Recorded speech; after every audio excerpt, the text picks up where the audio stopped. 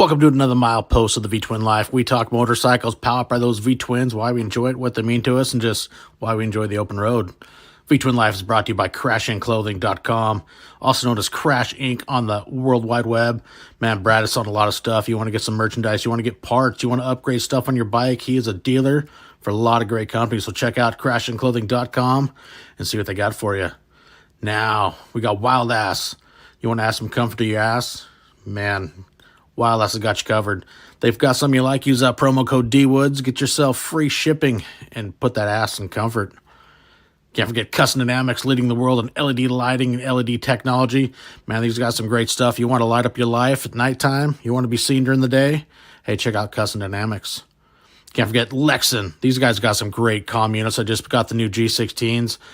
Man, you want to talk quality? These things are awesome. Loudspeakers, plus they got some air pumps, small ones you keep in your bike. They're ready to go. So check out Lexan. So now, let's get to another milepost of the V-Twin Life. Hey, what's happening, everybody? Welcome back to Milepost 148 tonight with the Salty Badger. He's here. I know some people tuned in when he was supposed to be here, but, you know, things happen, and so we just got delayed and pushed back. But tonight we're hanging with the Salty Badger. What's going on, buddy? Thanks for coming and hanging out tonight.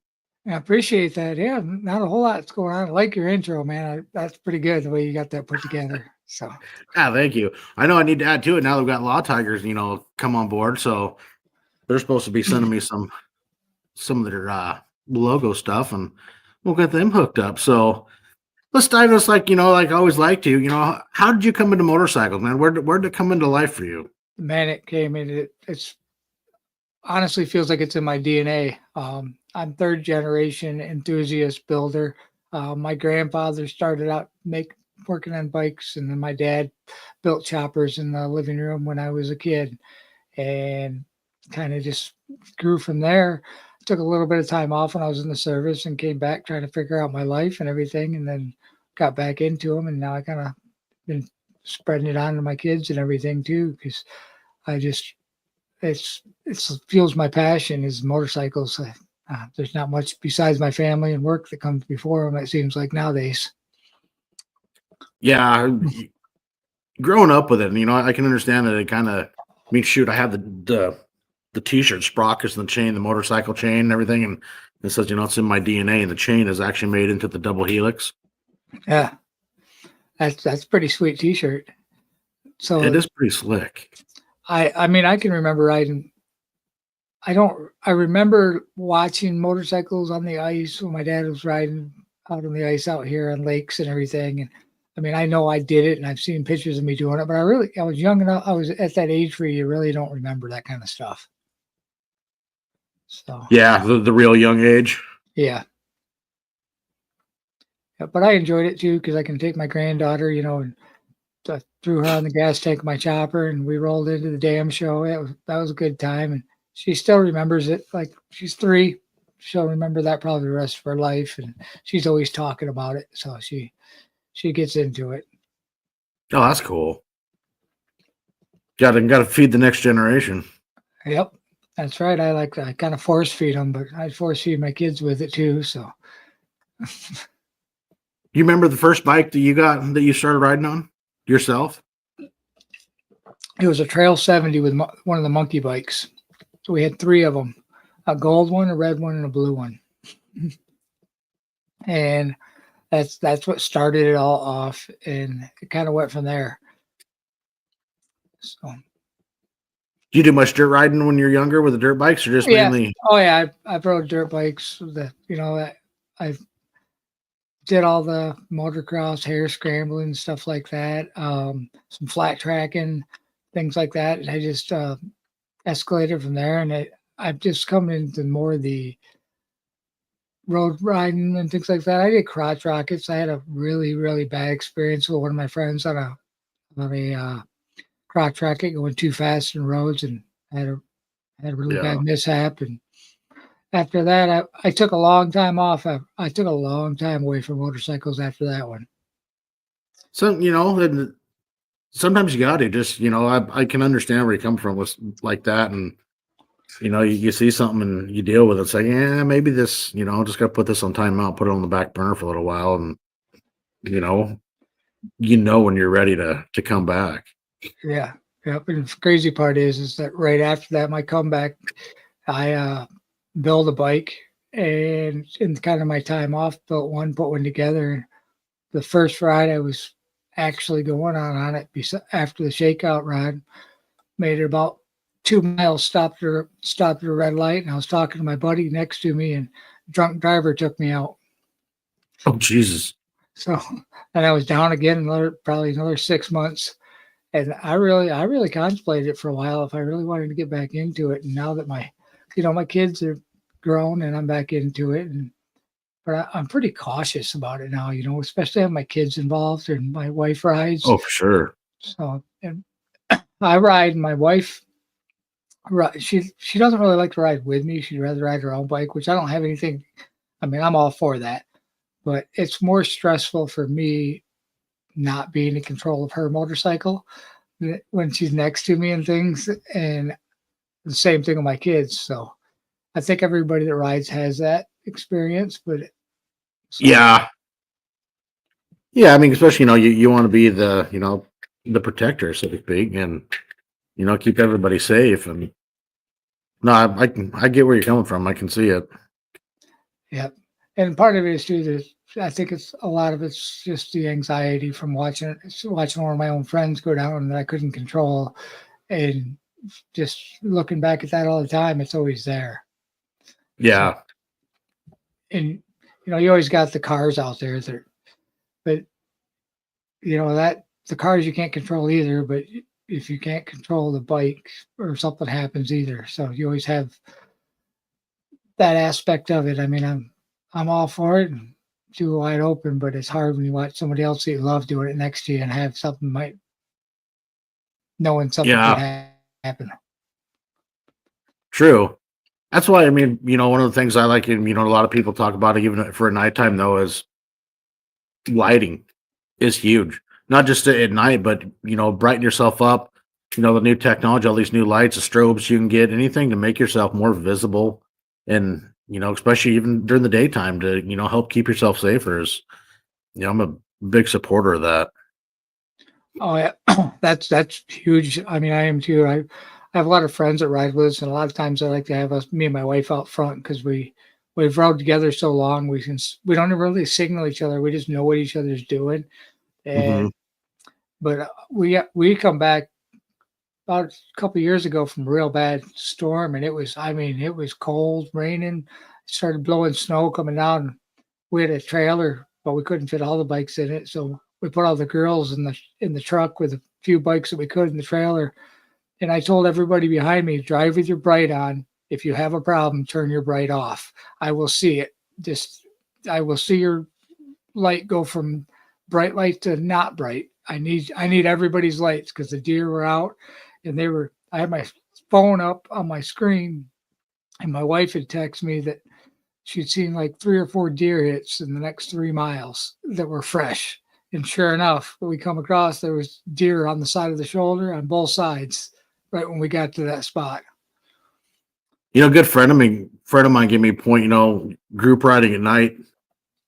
Same thing. Everybody turn their headlights on and then just adjust your mirrors to get it out of your eyes and just light up everything that you can light up from in front of you to behind you, and just everybody, and safest way to be. Because I mean, now with some of the new lighting and stuff, 5 years ago, oncoming cars had nothing on a bike headlight in their eyes. If you had bright on, they would never known it. But yeah, now with some of these lights, I mean, you probably have to turn them off. Yeah, mine are pretty especially my auxiliary ones are bright as can be, but man, I love them at nighttime. I can see great, and that's all I care about. Yeah.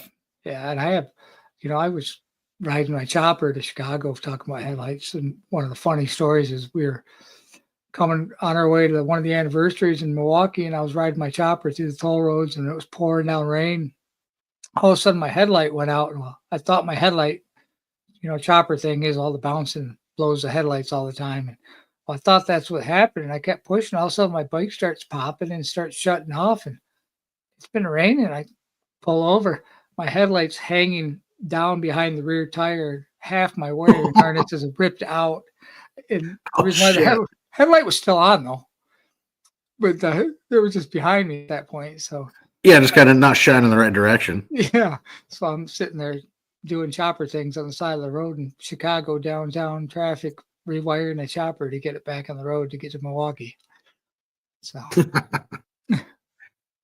The fun times you can, at the moment it's probably like shit, but then, you get back going. It's all part of the adventure, the oh yeah, stories you can laugh at after the fact.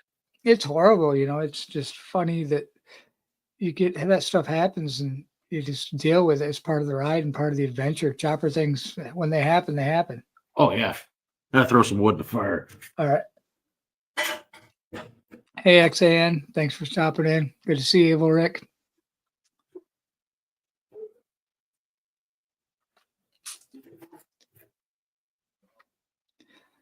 So.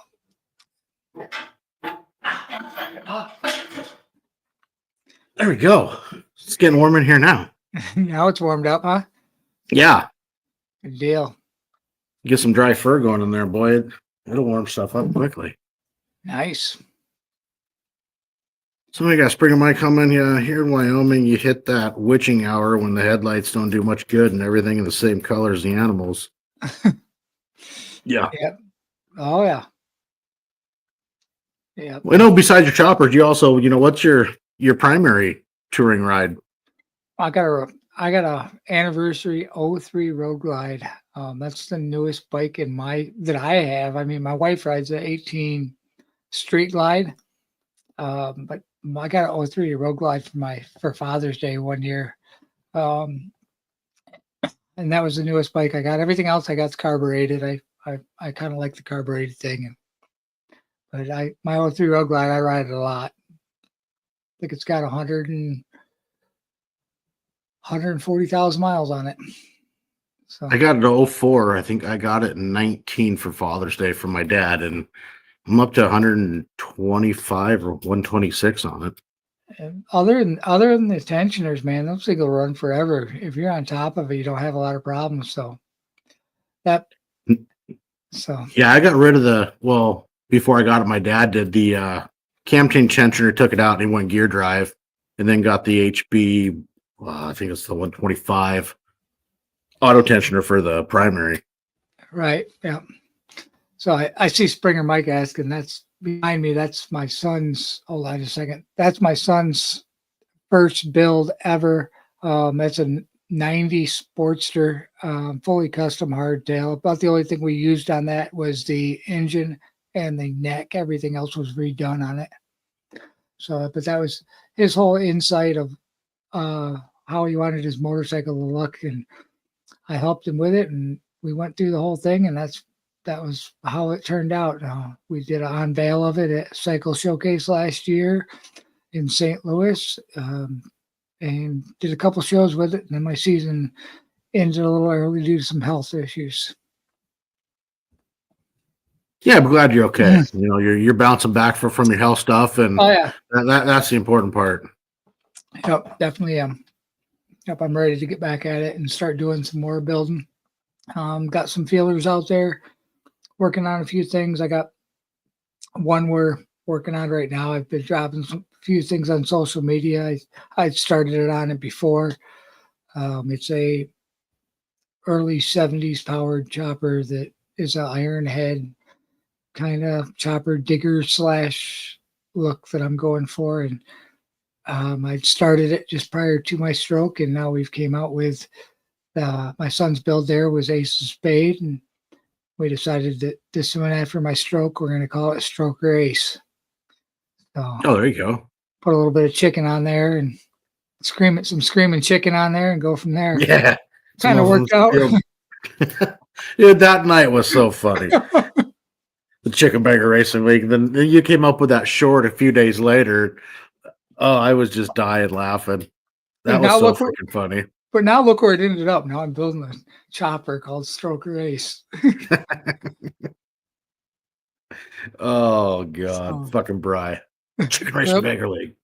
Oh yeah, that night was hilarious. I mean, I love your show. I've been hanging out for a while. I mean, it's great. And that was the other thing I wanted, we'll get going is No, I mean you have. It's always, you've been in the side chat, hanging out a lot, and man, I greatly appreciate that, everybody, and trying to give a lot of guys is that's the whole point of this is you get to know everybody within the community. I mean, the motorcycle community as a whole is an amazing group. A lot of the guys and gals that come in here and support the channel, hanging out and everything. It's really cool to you get those friendships, you get to hang out with everybody and get to know people better, like we're doing now. Yep. All right, DDK. I've already thought of that too. I even had the dancing chicken when I shared some stuff on social media. Oh, get a feathers on the fucking little bit of the rear fender, some set of the old school pin strapping. You got chicken feathers. Yeah. I've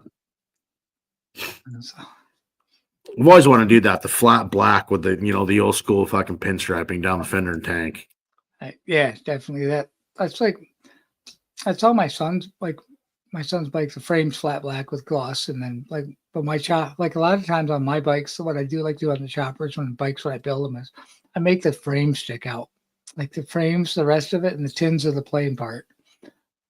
So my War Machine chopper, the whole frame is airbrushed with digital camo through the whole thing, and then the fender and the tank are just basic. So where everybody else does all the artwork on the tank and the fender, I did the frame. Oh, there you go. I mean, you get your style. Yeah. It just change it up a little bit, because it's hard in the chopper world, and it's amazing part is that choppers have been doing it for so long, custom bike builder. I mean, there's always something new that they're coming out with and all that kind of stuff. I mean, the big wheel bagger stuff, I like it. It's art, everything on two wheels. It's not functionality built of it as much. Right. And choppers are you can ride a chopper across country. It might break on you 10, 15 times, but you can fix it on the side of the road normally because you don't have all the bare necessities. And I mean, I've been saying lately is choppers don't have odometers because you don't need the odometer. You got to count the steps that you're walking when it's broke down.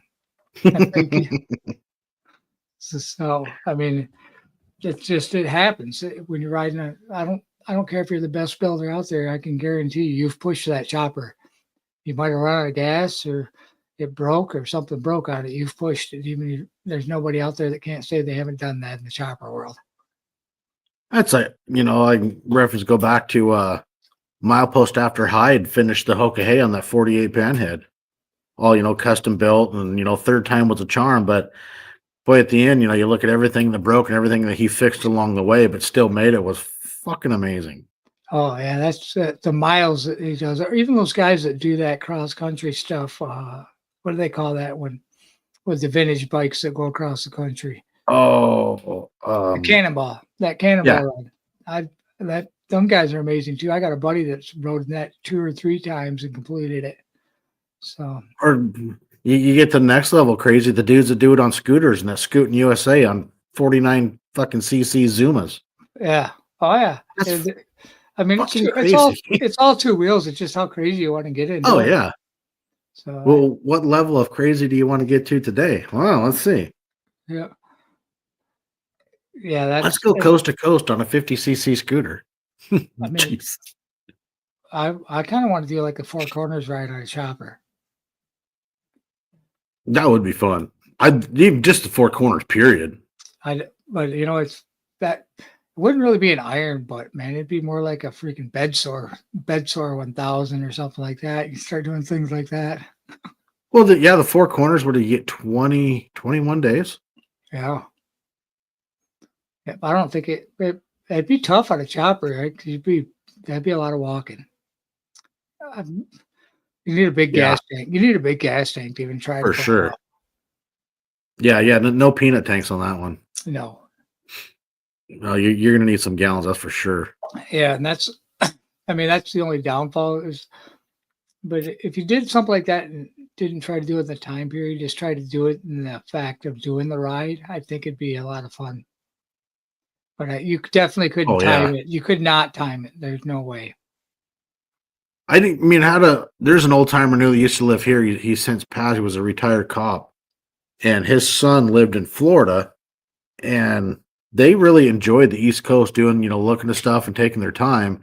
He, like you said, he goes down south. He goes, there's, places, Texas, Arizona, New Mexico. He's like, there's not a whole lot to see. Just go. He goes, fuck that area. And they did it like 19 days. And he goes, we really took our time on the East Coast seeing shit and still made it. Yeah. And there's like, I mean, there's so many beautiful riding areas in the United States. You could spend, it's hard when you're trying to do something times to see the sights and get everything Yeah. in. So if you break that up and kind of take the moment in, but I mean, the guys like you and all those guys that eat up those miles, it's impressive. I mean, it's like I talked to you earlier about it takes, Yeah. it's not for this. It's not just to jump on your bike and say, hey, I'm going to go ride 1,000, 15, 3,000 miles. You're going to disappoint yourself real quick. You can, you lay forth the goals and say, hey, I'm going to make it. I'm going to get it done. And, you can, but it definitely, knowing that you have that time crunch, you've set forth for yourself, and then, little things come up, whether road construction or, a flat tire, bike issues, the little things like, okay, cool. Now you just ate up more time. It's like, you got to try to figure a way to get it back and challenge yourself. But it is a challenge. I think it's also part of the fun of it, though, lay out something that's not that easy and say, okay, cool. I'm going to get it done. And then look, see if you get it done. Yeah. And that's, and like in my experience, when I do some group rides and everything, I always tell everybody, if we're riding somewhere like across the state or somewhere like that, or if we're going to be somewhere, we got a time to be there. And if something happens, we're going to stop and make sure you're okay and get you off the road, get you help. But we're not going to not continue the mission to the end of it, because that's everybody else, leave one person behind that's willing to stay, but don't be upset if you break down, and we'll get you the help, get you off the road. We're not leaving you behind. But once you're safe and off the road, we're going to continue. Somebody will be there to get you, because you That's can't. the point. Yeah, because you can lose. People get mad about it, say you're not supposed to leave anybody behind and things like that. But you're really not, because once you get them off the road and they're safe, and you get somebody coming to get them, and they're good. Most people, if you're trying to do the time stuff, they understand it. And I tell them it's rough, because my first gas stop, I don't stop unless I'm stopping for gas. Unless we need to stop, I will go until I need gas. Well, and like with the run I put on every year, we let everybody know that before we go. Hey, something happens, we'll exactly what you're saying. We'll make sure you're somewhere safe, whatnot, things lined up. But then we got to go. It's the goal is to finish this for we're raising awareness, doing the funds, doing what we're doing. The ride can't stop; it's got to go. But exactly what you said. We're gonna make sure you're safe, you'll be all right, and get help's coming, and then we're going. Right. Yeah. And I've been on group rides. I've been riding for probably 40 years, 40-ish years, so right around there. And I mean, I haven't been riding. I'm not super aged rider or anything, but I've rode in some pretty bad conditions, and my dad and my grandpa taught me how to ride, and I got hurt a couple of times trying to beat my dad racing dirt bikes, because everybody always wants to pass their dad, and I found out it's not a good. Dad don't want you to pass him. No, but yeah, my dad was great. He was a single dad, and we did motorcycles and all that stuff, and he did a great job raising me. But he didn't want to be passed. He'd push you in a tree. He was old school. Not today, Junior. Yep. So, but no, and so in group rides and things, I always tell everybody when I'm riding with them, ride your own ride, and if you can't keep up, slow down. I'll slow down to ride with you. Don't think you got to keep up with me. So yeah, everybody's got a different pace, and so that's the big thing with group rides. I mean, sometimes I'll tend to want to do that is push a little too hard or whatnot, but you try to keep it, everybody's safe, I guess the best way to put it. Yeah. If you can make it home safe with everybody that left with you, that's a good ride. So, Yeah. and it doesn't matter. You ain't got to go 150 miles an hour to get there. You can go, No. you can go 125 if that's what the best rider is. Yeah. Exactly. It'll be fine. Exactly. So, I mean, I was on a ride, and there was a girl that was there for the ride that showed up here, and she come pulling in, and everybody's talking, and I asked her, I said, "Well, how long have you been riding for? You know, who's been riding this long?" When I was getting everybody doing kind of the rider brief and asking, that girl had been riding for like a week at the max, and she's never she's never been on a group ride.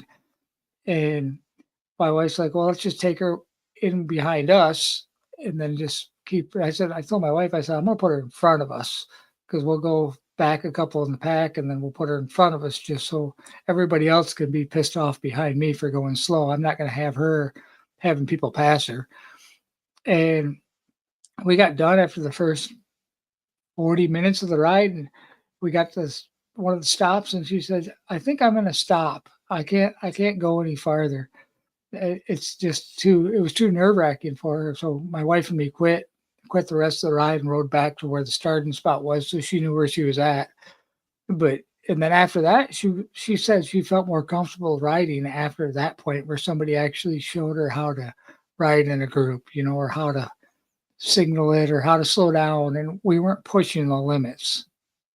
Yeah, the proper etiquette, I guess you could say, a group riding, learning the hand signals and, being comfortable, especially when you're brand new. You start riding with a group and, you get somewhere in the middle of it, middle of the group wise, and it can be very intimidating. I think very smart, let her go in front, just, in fact, what you said, a week old rider, definitely, safety concerns, I guess the best way to put it. Y'all got to start somewhere, but if you put her Yep. behind, personally, I'd rather have somebody in front of me that doesn't know what they're doing than behind me, because if they get confused and scared, they're gonna run right into you.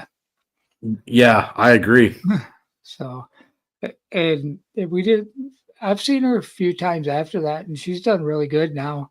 But I always, like my kids, my son's friend, I taught him how to ride a motorcycle, and it was a very uh, hard learn for him because he hadn't grown up around it, hadn't really had it, and I stuck him on a 125 dirt bike, and he whiskey throttled it, picked up the front tire, didn't ever let go, and it was dragging him behind him through the fence, through the neighbor's fence, through the bushes, on through the next neighbor's yard. So, yeah, but it's all, we learn. It's sometimes it's tough to learn, but we learn and we're okay. I mean, my older son Hayden, he grew up riding dirt bikes and whatnot, and then, in 22, he decided he wanted to, get a road bike. So he got his Yamaha 1300 V Star, the touring model.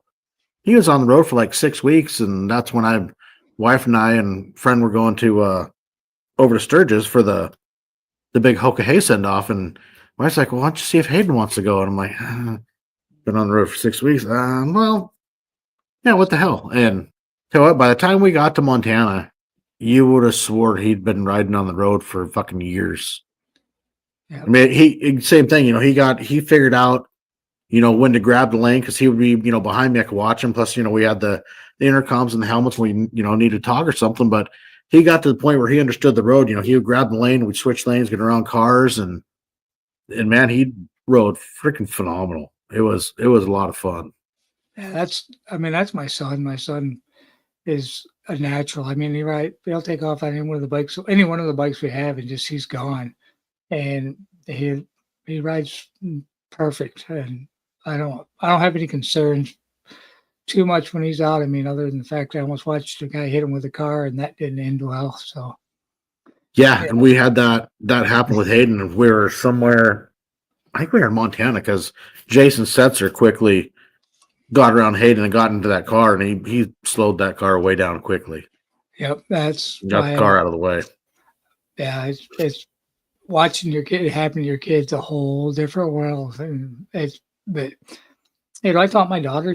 My daughter's can ride. My one daughter, when I taught her, I took her on the back of a Sportster and we were riding around. And I felt like she was doing good enough. And my wife was watching. I just stood up when she was stopped and stood up, and she took off right off all on her own. Never even knew I wasn't in the back anymore, probably until she went to stop. So, but yeah, I think it's good to have the kids doing it and spreading it with the younger generation. I mean, that's a lot of reason why I do the social media stuff, is a way to spread it and feel the passion to the younger generation and get those stories out there. Because if you don't get it out there and can't share it with your family, it passes. Exactly. 100%. I mean, my grandfather, I think me and my dad figured it out. He had over 40 some motorcycles across his lifetime, and he rode all over the country before it was, he was riding across the country before we even thought about doing iron butts or having social media to build those riding experiences. And I mean, probably when he was doing it, probably didn't really have cameras to do it, like other than the big old bulky things. You didn't take a camera. You didn't have room in your bag. Got the memories in your head. Yep. Yeah. So like there was no documentation of that, but I got old reel-to-reel videos of my dad building choppers and stuff like that. So that's pretty cool. And now you've also started, you got your own podcast. Or was it Chopper Talk? Yeah, Chopper Talk, Tales of the Road. Yeah. Yeah, it's a good time. I mean, honestly, you were kind of the inspiration of that, watching your podcast the whole time. And I was like, might as well do something like that. When I was laying in the hospital bed after my stroke, watching one of yours, I'm like, hey, I can do this. But let me tell you, it's not as easy as it looks either, because it's a lot of work, man. So yeah, it's not just about sitting here getting somebody to get on the screen and talk to you about it, because there's a lot more involved in it. There is, and the other challenge, like I've had a few times, you get some of the guests, everything, you can sit there and talk to them and beforehand, because I always like to at least have a conversation or two prior. I think it really helps, and then but you get them on here, and it's like deer in the headlights, and it's like right. Then your work really fucking comes out. It's like, okay, time to dig for something. But yeah, I mean, there's been only a few of those, but no, it's a lot of fun. As long as I think you don't treat it like a job, you just, it's a hobby. But it does take some time and effort, and there's some work in it. But in the end, it's still a good time. Oh, definitely it is, and it's well. People in the industry take it very well too. Like they like it, like, because we all like to talk motorcycles, and when we can't ride, we like to talk motorcycles. So it's something in the community that's good for the mental health in the off season. Because I mean, some of us up here, like in Michigan, we suffer in the off season because we can't ride. So yeah, you guys get that PMS. I mean, everybody does. Park motorcycle syndrome is real. Yeah, it's a real deal, and and you can't get out there if you care about your motorcycle. You can't really get out there and ride it much because that salt, all that brine stuff they put out, it's going to it's horrible. Overnight, if you don't have the ability to thoroughly wash your bike the minute you get home from a ride, the next day you will hate life.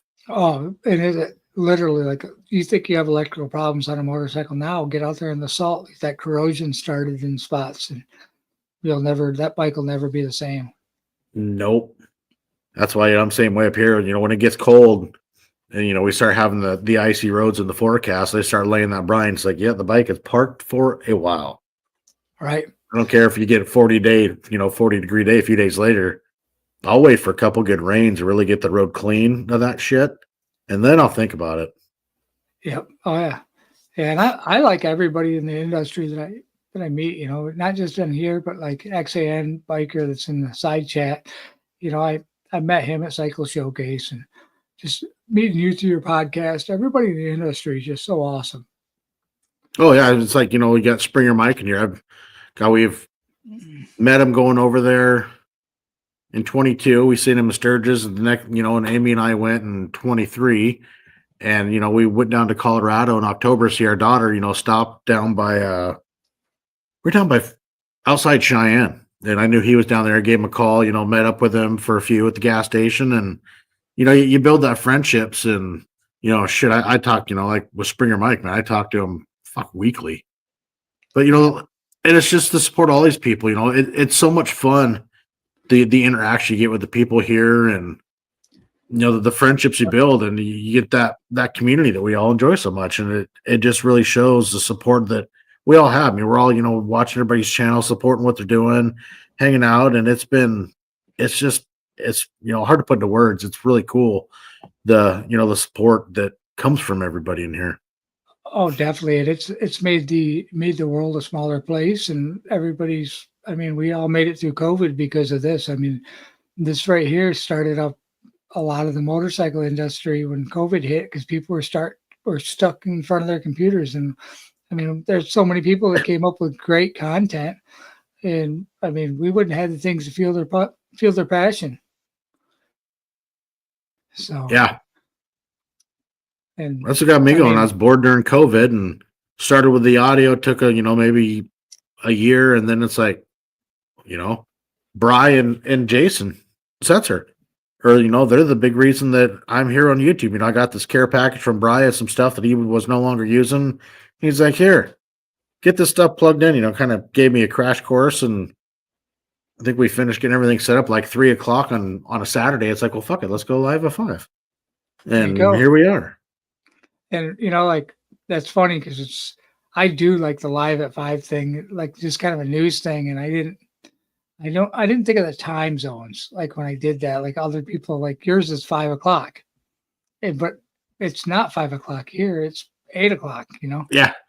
And I just kind of did it live at 5 and did a news. Cause one example of why I did that, what gave me that idea is I do like a short half hour, 15-minute thing real quick. Was doing it every day for a while, but it kind of wears on you. But when I was in Minnesota at the Donnie Smith show, I had horrible service on my phone. So I was actually texting XAN and I was like, hey, who's live tonight? Because I got some stuff I want to talk about and show them. And, we don't have a TV guide for YouTube or anything. So what I did is I started doing like a small channel spotlight. I grabbed channels that have under 1,000 subscribers and I kind of that I find interesting in the motorcycle industry, and then share that. And then I started doing a little bit, look back on it a couple weeks later. And I'd showcase whose lives were coming up that evening or the next day during the day, and then the premiere videos that were coming out. And that was pretty much what it was about. And that took some good, it took a lot of work. I still do it occasionally, not as much because I'm running out of time because I'm starting to get back on my feet. Yeah. And, it's, well, you run out, time, then you do it so much. It's like, shit, what am I going to do now? The content part of it, coming up with, you're trying to come up with new stuff, especially if you're, trying to do it, like you're saying, almost on a daily. Yep. And you run out of channel. Like you'd think there's a lot of small channels that you can find and I try to stick just to the motorcycle stuff. Well, after a month of it, I ran out of material. Yeah. I mean, there's a lot of channels that are out there that are dead that people quit doing it, but I didn't want to share channels that people weren't putting out material on. Yeah, I got a point.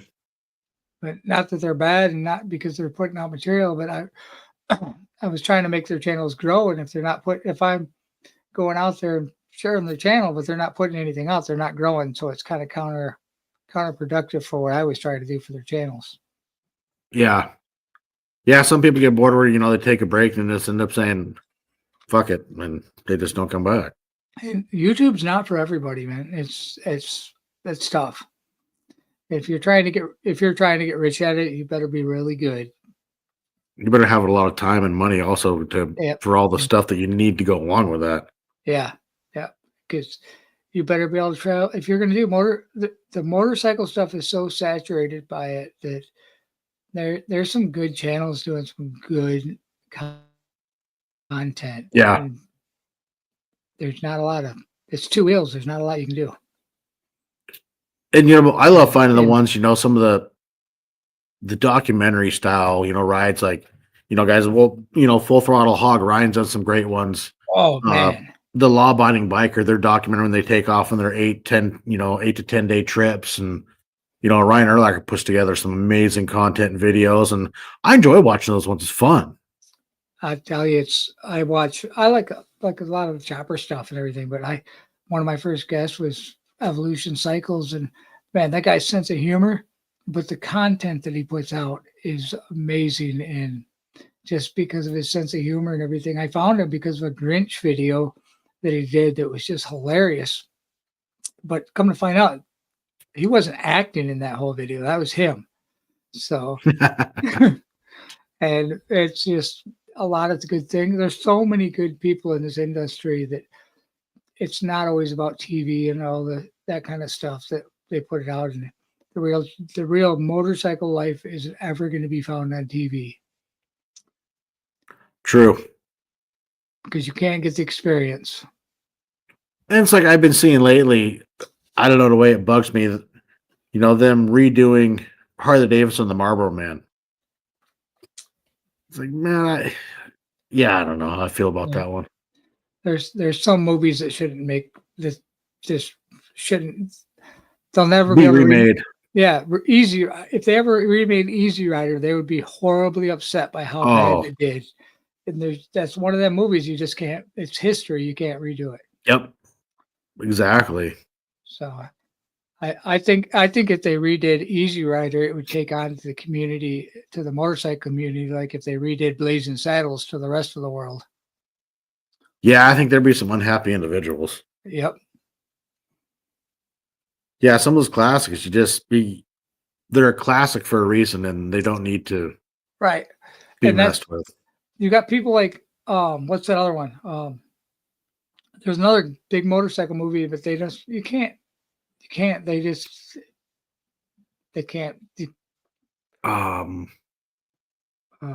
can't remember offhand. No, but not Harley Davidson and Marlboro Man, but there was another one out there that was a big one. I don't think there's a place for remaking all the movies because there's plenty of other stuff they can do. Yeah. No, I agree. My own opinion is everyone that they've redone, they haven't been as good as the original one. Yeah, you should check. Yeah.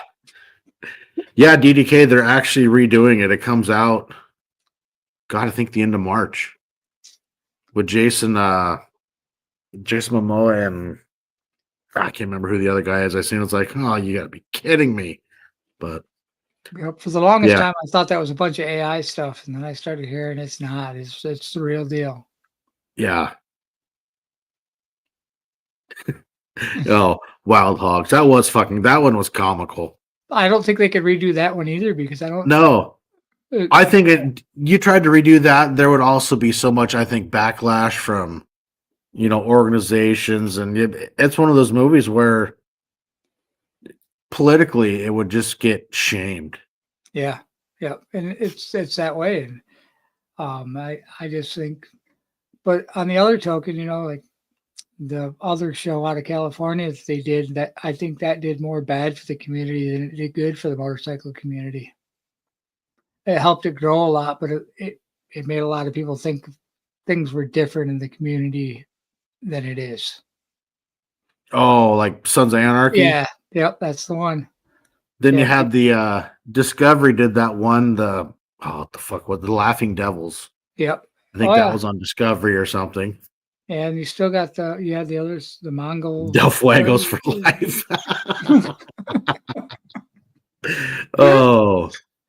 Oh man. But yeah, I mean, there's just, and that's the thing is that in the motorcycle life, it's, you got to take time and smell the rain when you're riding. Because if you're riding and you've been riding and you see that rain, but you know what I'm talking about when I say smell the rain, because you know it's going to rain. Yeah. So So either you smell it or you're looking ahead of you, and it's just straight black sky. It's like, Yep.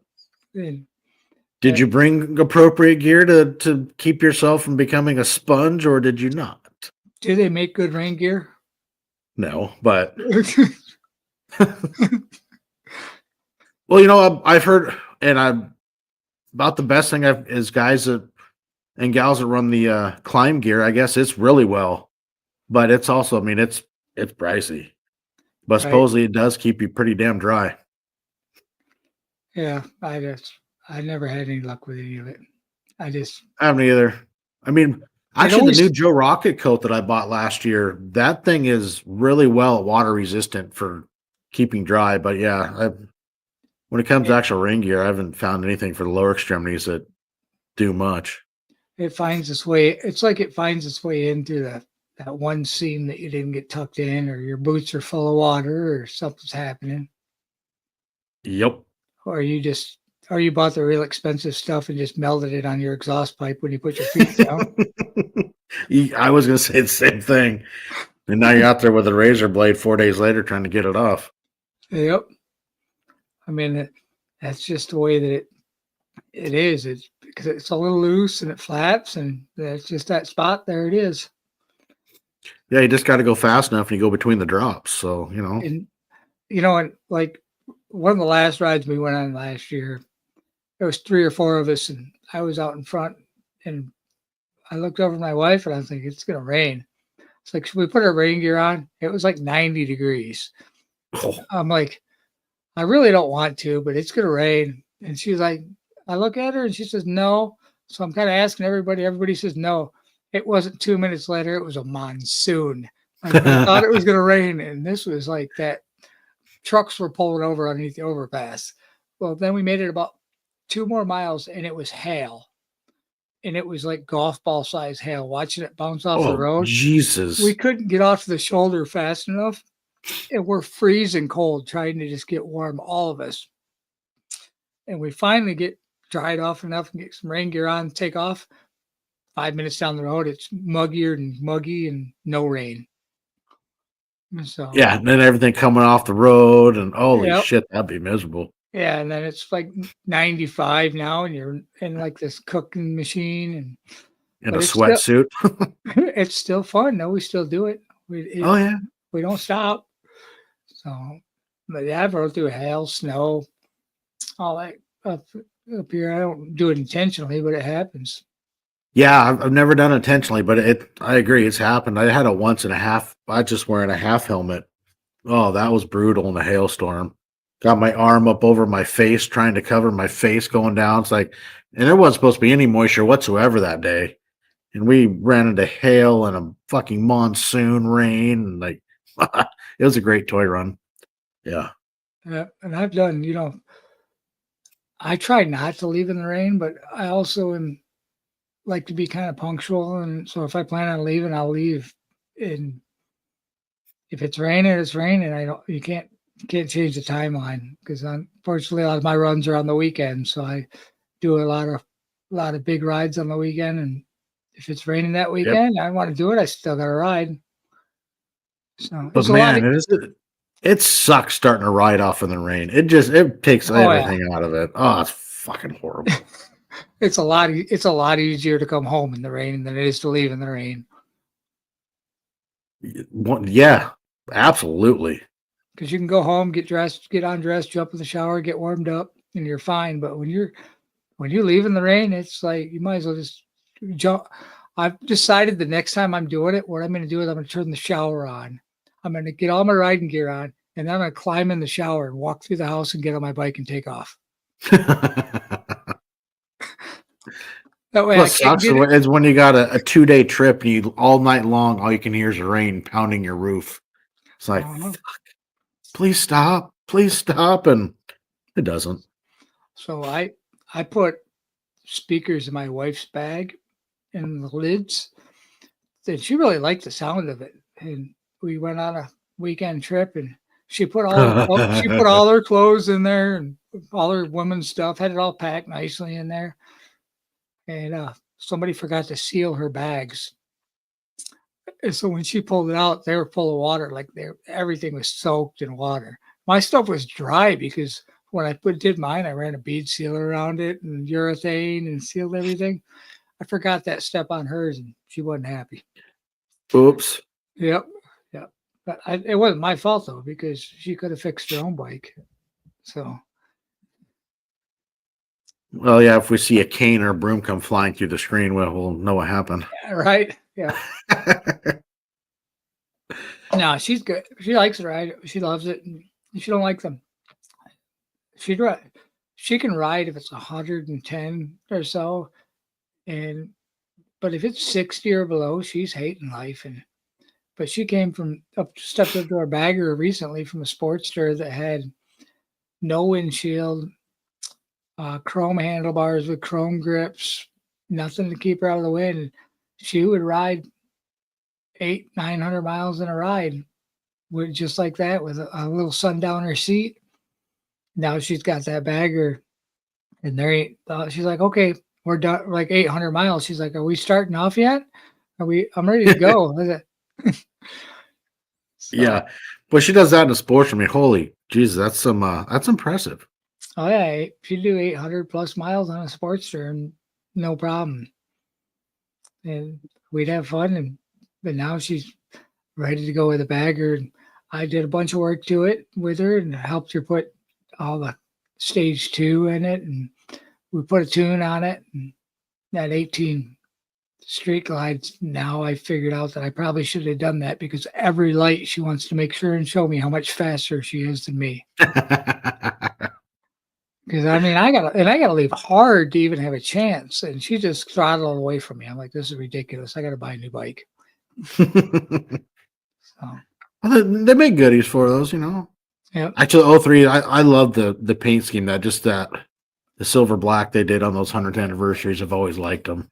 Yeah, and I do too. I've been searching hard up and down of the internet for a sidecar, because they had the sidecars out to match that paint scheme for that year. Oh, really? I didn't know that. Yeah. Oh, yeah. It was one of the years where Harley did the special edition one, and it's, man, I can't find. They're hard to find. I found like one or two of them. So, but I think a sidecar. Sidecars in my future, one way or another. Could be cool though. I mean, yeah, it'd definitely be something rare. You know, I mean, you'd have something that ain't nobody else gonna have. All right. Yep.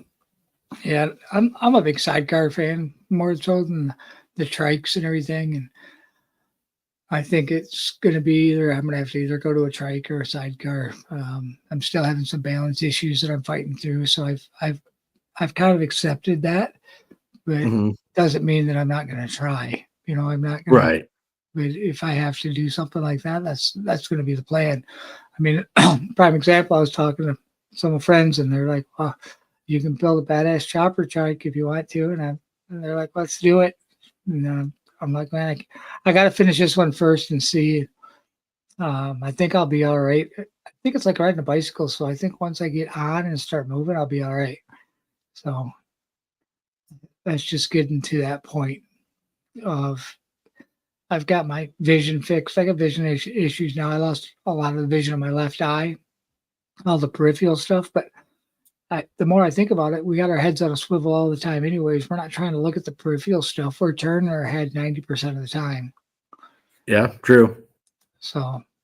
And a lot of me, you know, nowadays, I go with a modular helmet, and even, you got the chin bar down and whatnot, your peripheral is going to be, a lot of it is blocked from the helmet. Oh, yeah. Yeah. I actually just, there's a new helmet out that's got heads up display, and it also has the peripheral cautions like car mirrors do and everything that pop up on the heads up display. So I've been kind of looking at that because I thought that was kind of neat too. Yeah.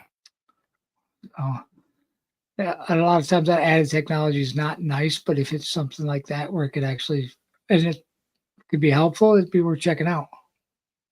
Yeah, my son had a friend. I helped him gave some people to contact within the motorcycle world. He's going to school for engineering, and him and his friends, they had a teacher wanted, some sort of project, so they were working on it's kind of like, I think it was going to be a camera in the back, and you have a little display in your visor. Yep. And you'd be able to see, behind you, and was going to do some other stuff. He's like, you think it would be smart or something, for us to look into? I'm like, anything to help a guy be more safer is Oh, great. yeah. And I said, I'll let me, shoot some message out to people, and I'll let you talk to, different people of all kinds of different spectrums that I can hook you up with and pick their brain to see what these other people think. So I, hooked him up with some people to talk to, and I know I haven't heard back. It's been quite a while since I did that, but yeah, he was trying to do something like that also. Yeah, I mean, it's great technology. I mean, it's out there. Why we're not using it? I mean, anything to make you safer. I mean, you see these lights now they put in the back of the helmet. I think that's a great idea. Yeah. So, I mean, I'm bad for not wearing a helmet. I mean, I'll admit I don't always wear it here, but if I'm going on a distance ride or if I'm hitting the highway, I wear a helmet. And I didn't used to, but as I've got older, now that I got kids and grandkids, I want to be around to see them. So I wear a helmet more and more. Like when I was younger, it was less. Couldn't wait to get away from the helmet. And then, but we had the law where you had to wear it anyways. So the day, Yeah, that's how it was in Washington. You have to. yep. So we had it dropped where we didn't have to wear it. And I rode over to my grandpa's house and didn't have my helmet on. I left my house talking to my dad, and my dad said, you probably should wear a helmet. And I was like, no, we don't have to do that anymore. I rode over to my grandpa's house, was talking to him, and my grandpa had a helmet in his hand. And I come running up and I'm like talking to him, and he smacked me as hard as he could in the head with that helmet. And he's like, you had to wear it. If you had a helmet on, you wouldn't have felt that. I'm gonna knock some sense into you, kid. Yep. And I mean, he was serious. And my dad told me, he said, well, he did the same thing to me when I was a kid. And that's why I told you to wear a helmet when you go over there. It's for your own good. Yep. Your own protection. Yeah. So and my grandpa, he was a old school biker that he loved Harleys, but he had a couple gold wings and he rode his gold wings a lot. But he rode Harleys a lot, but when he was doing a lot of distance riding, he had a gold wing that he loved to ride a long distances on. I mean, you can't get a better tried and true, proven fucking touring bike than a Goldwing. Right. Yep. And they've been around for a long time, and they will go the miles. That is for sure. Yep. And comfortably. Yeah. I mean, shovelhead years weren't the best for Harleys. Yeah. So those AMF years were rough. So, but there's guys that do it on what I kind of am surprised by the adventure bikes, by like the Pan Ams and things like that. The miles that the guys are laying down on those, to me, that just never looked that comfortable. Yeah. And, I'm hearing there's still some seems, I guess, I've been hearing guys, Harley still has some, a little bit of issues to work out on those. I think it's electronic stuff still is having problems, but you give Harley props for trying to get into a new market that is, when you're new, especially that adventure bike. I mean, BMW, that's their bread and butter. I mean, everybody's doing them, but it's really hard, that late in the game. You want to try to get established in a new market that's pretty dominant, but they're selling them, so hey, good on them. Yeah, I mean, I'll tell you what kind of got me is in the bagger scene now with the bagger racing. I think that's awesome, but everybody wants forward controls. Everybody, forward controls are great, but now they're going back to mid controls, and I mean, realistically, mid controls are pretty darn comfortable when your legs are positioned right. So, I mean, I'm surprised that all the newer bikes are still having the forward stuff right off the bat. I'm kind of waiting for that to come out where they're having more of a mid control on a bigger bike. And yeah, I think that's all going to come down to, the size of person and them. I mean, the whole point, you get a bike and make it your own is making it fit you ergonomically, whether you're changing the bars, Not just because, Steve-O down the road has 16-inch bars or whatnot. Let's say you go to 12s and, your seat, and then like you're talking, your controls make the bike fit you the best you can to where you're comfortable, and it's just everything gets balanced right, and, you can ride it safer. Right. Yep. And that's the thing, the big handlebars, the ape hangers and all that stuff. And if it looks cool, but you can't control it, is it really cool? Exactly. So, I mean, you can hurt yourself too, trying to outride because you're trying to look cool. I mean, if you can't control it, it's not really that good. Yeah. So, That's well said. and I tell you, I've watched a lot of suspension videos and all different reviews on all these suspension videos because I'm in the automotive industry, and I mean, one of my specialties is suspension, but I spent a lot of time on the internet. My wife finally looked at me. She's like, "Why do you watch so many of those videos? Nothing you ever built has any suspension on it." I mean, she's like, "You have Springer front ends and hardtails," and she's like, "You probably could use some suspension on your O3 because all the miles, I don't think you've done anything to it." And she's right. I haven't really done anything, but it rides like a cloud, so I just keep riding it. So it probably could definitely use suspension and everything, and it would probably ride better. Not just ride better, but the handling. You'd be amazed. Oh yeah, You could really throw it into corners even more. yeah. And I mean that. I noticed that when I put the progressive front end on it. When Brad that owns Crash Inc., he built a set of forks with all progressive suspension and everything inside, and man, what a difference that made, the front end. Oh, it's huge. Even under braking, you don't get that hard dive because it stiffened it up, and all the handling was fucking night and day difference. So my wife is 4'11" and rides a street glide, but it's got air ride on it because when she comes up, she'll dump it so she can touch, and she rides in 6-inch heels all the time so that she can touch. But in that air ride, even with that bike with the air ride, when I ride that, the very few times that I've rode it compared to mine, I mean, I can definitely tell that my bike definitely needs suspension. Yeah. And air ride's not a good suspension. So it looks cool. Yeah, yes, it does. And no, XN's right. I am not buying one. No, fuck no. I supposedly I heard today almost everyone they made is supposedly spoken for and sold. I heard number 1 and number 131 are the highest. You're going to go for the highest amount of money. Number 130. I think number 131, you're going to see it sell for like $200,000+.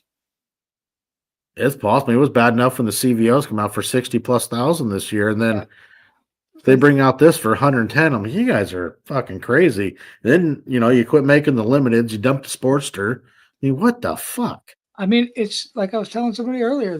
It's no different than the car market. I mean, you got Ford Shelby trucks that are way above price, or Dodges, that TRX. I mean, when the price came out, everybody's like, "Oh, they're never going to sell that. They can't get them they can't keep them in the showrooms." So, the price of new cars, period. I mean, the price of anything anymore, it's fucking insane. And that roadglide, 110,000 is not actually a bad. I mean, it sounds bad, but when you look at everything put into it and then you get the warranty with it, it's not really that bad. No, it's still bad. I was trying to make it sound. Oh, I was hoping they'd send us one to try out.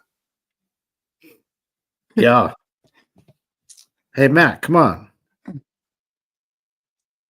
But yeah, that's fuck. Yeah. Be cool to see one in person, see it, but yeah, it's that's out of my blood. Oh, it's way out of mine. I don't think I was, I kind of want to build an M8 chopper, but that's kind of out of my blood too, because it's expensive to try to piece all that together and buy a bike that's damaged or buy one that's not. It's still a lot of money. Yeah. So, yeah, and then plus, all the computer crap you got to have to go along with it, and I mean, that's the funnest part is trying to hide some of that stuff. That's my favorite part of the build is hiding the wiring and hiding all that on necessity stuff that you want to put in there is finding a way to hide it all. Yeah, to keep that clean look to it. Yep. So you're saying HD needs a basic and build it out from. Yeah. They won't do that though. Nope. Yeah, leaving the common man behind, pretty much. That's exactly it. It's they. Unfortunately, when people start paying for the stuff, prices don't go down. And even if you don't buy it, somebody else will these days. I mean, I got, irritated away enough when they, took the dual headlight away from the road glide. And what was that for 24? They changed the fairing, and it's like, man, that's just, been the consistency of it. And fuck, now you don't even get that. Right. But yeah, And I'm not a fan of all the electronics and stuff on the new bikes, and like the dash and all that stuff. I'm still I have GPS on my phone, but I'm still the tape and map to my gas tank kind of guy. And, I mean, I'm right there with you. I mean, we're run basically the same, era, 1 year apart. Yep. The simplicity in a way. And I mean, all the stuff and people messing with it and trying to figure it out and ride it. There's a learning curve when you get all that stuff, and you got to learn it somehow. And the best way to learn is riding. But is that safe? Always changing that stuff up and having to mess with a heads-up display in the cowl and everything. And I just, like I said, I'm more of a look down at my tank, see where I'm going. There's my turn. Well, it's like, wrong way put it, he's got that brand new 25. He's, last couple of years, he's gone through a few of them. And, the new, rain mode and traction, all the stuff. He goes, as much as I hate to admit it, he goes, it makes you a bad rider because you start to rely on that stuff. And he goes, yep. He goes, it ain't good. Yeah. He's like, oh, fuck. He goes, I'll admit it. Yep. And I mean, that's true because ABS and all that stuff so I was watching a podcast where they had the Indian thing out, and I even asked the question, all this advancement and everything. So you got this ABS that works super fast, which is a good deal. But what about when a tire goes down? If you have a front tire go down and you try to brake on the rear tire, on the rear brake. You can't because it splits. Yeah. So, I mean, you're always taught brake with the other tire that's not going down. But then you got all this ABS, and what's going to happen? And linked braking. There we go. Yeah. That's what I was looking at. Yep. Yeah, happened the old school, getting in the wind and enjoying the ride. Yep. Where there's that, but yeah, there's so much technology and more, just more shit to go wrong. Right. Yep. So then it's like wrong way put. He goes, you get those. Even he admitted, he goes, you learn to start relying on it, and all of a sudden that stuff goes haywire. He's like, you can fuck yourself. Oh yeah. Yep. And yeah. The other thing is that you get lazy and complacent with it, and you get too relaxed on a motorcycle. It is possible to fall asleep. Yep. So, I mean, that's not a fun area. I've dozed off on a ride before, but you only do that about once before you realize you've hit that limit, and that's where you're at. So. Yeah, and it's like, cool, time to stop. Yep, that's time. But my buddy's wife falls asleep all the time on the back, but now she's like leaning to the side. I'm like, man, this is kind of scary watching this. I'm waiting for her to just fall off. So, yeah, remember watching the videos, like with Riot and Hopper with Mile Monsters taking Gavin, they'd get one of those rock straps because they're like bungee. They clip it on, tighten it as a seatbelt for him because he'd go right to sleep on the back of the bike. They're doing flying down the highway in Texas. He's back there sound asleep. Oh yeah, yep. But strapped on, so he's got a seatbelt. Yep. So that's it. There's just no no way that you can ride anywhere like that. Like I was on the back of my dad's Kawasaki, I think it was. We were going across the Mackinac Bridge. And we were about halfway across. He had a camping trailer that we were taking with us. We were on a motorcycle trip. And I remember that trailer broke an axle and one of the tires came off and got a little squirrely on the motorcycle. And we got all done. My dad's like, "Are you okay to go?" I was like, "Yeah, I'm fine." You know, he apparently thought it was kind of scary and was worried about losing the motorcycle. I didn't have a clue anything was going on. I can't see. Yeah, I couldn't see above him, couldn't see around him. It's my dad, so I trust him, so everything's safe. So, yeah, we left the trailer and took what we could and continued on our trip. So Yeah, make do. come back later, got the trip. I don't really remember those days as much as I do, but the memories aren't as clear as they are when my dad tells them, because he does a good job of telling the stories about it happening. And so, Well, yeah, he's got, the first, side of what's going on and, can ad lib too, I guess, our parents are good at those when they're telling good old stories. I just like, I remember when I was older, I was a teenager.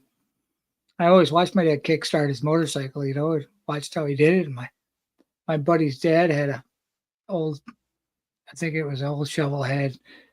And he said, "Hey, if you can kick it, you can go ahead and ride it." I'd been watching my dad. I was like, "Are you sure?" I said, "I know how to do this." And I went over there and kicked it. I learned real quick. You can't just jump on it real quick and kick it. You got to roll it through and get it up. Yeah. And that first kickstart was my first flip on a motorcycle, where I just I didn't really flip, but it put me up in the air. Oh, yeah. My stepdad used to have a 66 Porsche that we hill climbed, and I can remember that too. It's like, I can start this. No, you can't. Or at least, not like you normally think you can, because it'll kick back and either you're going to have one hellacious calf that's going to be killing you, or it's going to literally up you up off the seat and possibly over the bars. Seen that happen. I put a short out a while ago about the push starts. I hope you didn't break a fingernail with your push start, and had a picture of me had a video of me kick starting one that kicks back. Yeah. So it really happens. It can happen. Oh, fuck yeah, it can. That's no shit. Yeah, they can be a little brutal. Yep. You don't have any time. No, it'll be a quick education and quick life lesson. That is for sure. Yep. And he'll walk funny for a couple of days. Yes, you will. That is no shit. And you'll never do it again. Nope. Well, yeah, you will. Yeah. But, you'll like to think that, never doing that. Yep. Or when you roll it through and you think you got it all the way up and you go through and no, you didn't. Yeah. Get a nice backfire and it comes right back at you. Yeah. I just thought of another funny experience thinking of legs. So I raced motorcycles with my dad, kind of in flat tracking and stuff. And back when Yamaha came out with a 3-wheeler, my dad's good friend that he raced with as a kid owned a motorcycle shop, and they got some 3-wheelers in, and my dad decided he wanted to be one of the first ones around to have a 3-wheeler. So he bought 2 of them. He bought one for him and one for me. All 3 of us went out riding. First corner I went into, I stuck my foot out like you do on a dirt bike. I ran my foot over, ripped myself off the 3-wheeler, and that 3-wheeler took off. And so my dad decided he was going to whip it around and come back to make sure I was okay. He turned the handlebars hard and throttled it to come back and just tumbled it. So we didn't have them things very long.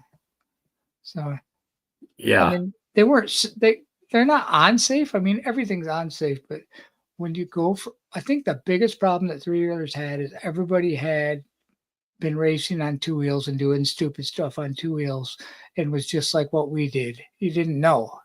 Mm-hmm.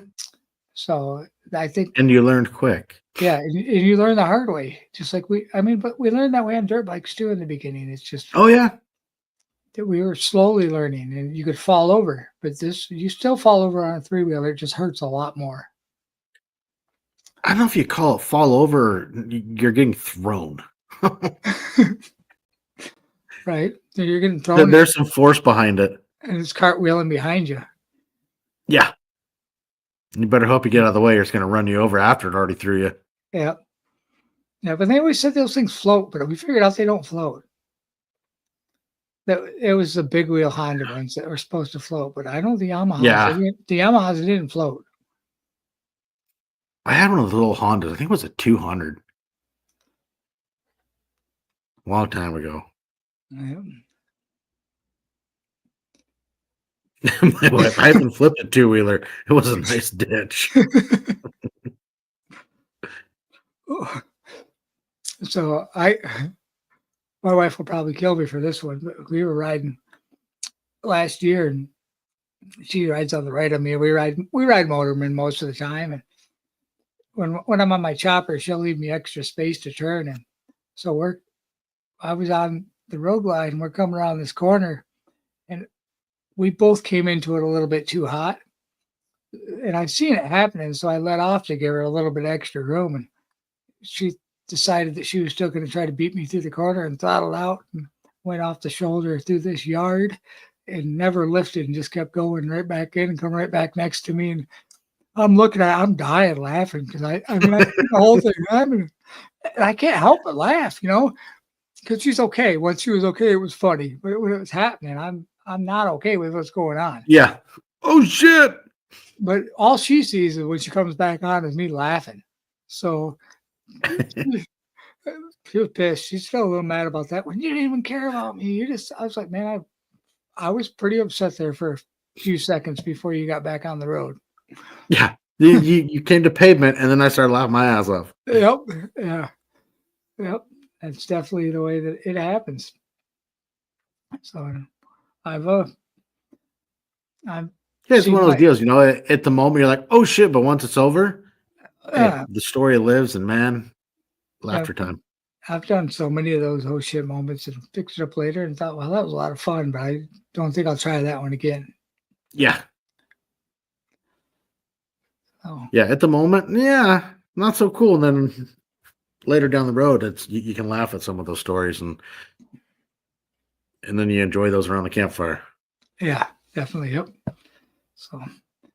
So, well, shoot, buddy, thanks for coming and hanging out tonight. No problem. I appreciate it. Thanks for asking me to come on. It was a good time. I'm glad you did it. Sorry, I had to reschedule after the last incident. Hey, you know what? I'm glad you're here, and we're still doing it. So the important part is you're better. You're here, and like I said, that's the good part. Right on.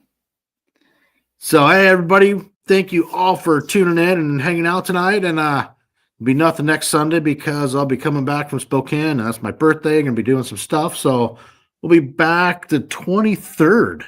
So we'll catch you guys in 2 weeks. Till then, have fun, ride safe, enjoy the open road.